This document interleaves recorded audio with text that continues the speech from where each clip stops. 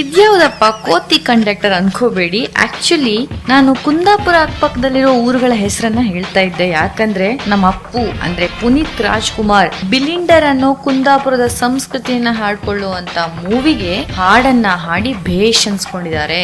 ಅದ್ರಲ್ಲಿ ಬರುವಂತ ಊರುಗಳ ಹೆಸರಿದು. ಹಾಡಿನ ಒಂದು ಝಲಕ್ ನಿಮ್ಗಾಗಿ.